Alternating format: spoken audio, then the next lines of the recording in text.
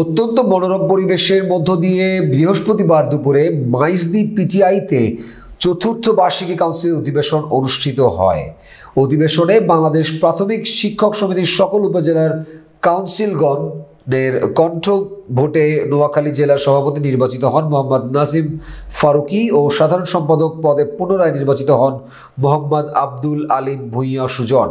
নির্বাহী সভাপতি পদে আবুল বাশার বুলু এবং সাংগঠনিক সম্পাদক পদে নির্বাচিত হন মোয়াজ্জেম হোসেন।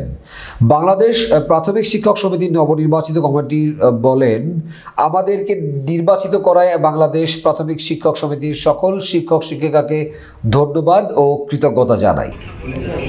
আগামী 4 বছর অত্যন্ত সুন্দরভাবে কাজ করব, পরস্পর প্রতি পরস্পর আশা করছি যে ভোটে আজকে আমি উপহার দিয়েছি এটি আগামী দিনে নোয়াখালী জেলাতে এই সংগঠনকে আরও প্রাণবন্ত করবে এবং আরও ভালো করবে এই আশা করবে। নির্বাহী সংগঠন বাংলাদেশ প্রাথমিক শিক্ষক সমিতি নোয়াখালী জেলার আজকের এই চতুর্বার্ষিক সম্মেলনে আমাকে সাংগঠনিক সম্পাদক নির্বাচিত করায় আমি নির্বাচন কমিটির সহ আমাদের যারা বিভিন্ন উপজেলা থেকে আগত শিক্ষক মণ্ডলী কাউন্সিলর সবাইকে কৃতজ্ঞতা জানাচ্ছি, ধন্যবাদ জানাচ্ছি, অভিনন্দন জানাচ্ছি। সবাই দোয়া করবে আমি যেন শিক্ষকদের আগামী দিনে শিক্ষকদের হয়ে কাজ করতে পারি।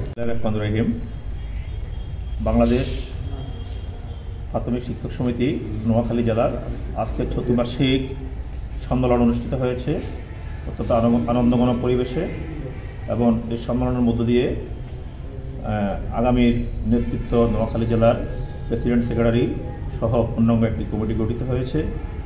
আগামী দিনে আমাদের শিক্ষকদের কল্যাণে এই সমস্ত নেতৃবৃন্দ কাজ করবেন আশা করে নির্বাচিত কমিটির নেতৃবৃন্দ। প্রিয় নোয়াখালীর সকল প্রাথমিক শিক্ষকদেরকে আমাকে পুনরায় বাংলাদেশ প্রাথমিক শিক্ষক সমিতি নোয়াখালী জেলা শাখার সাধারণ সম্পাদক নির্বাচিত করায় আমি যেন বাকি সময়গুলো প্রাথমিক শিক্ষকদের দাবি আদায়ে সোচ্চার থাকতে পারি, এই জন্য সকল কাছে দোয়া চাচ্ছি।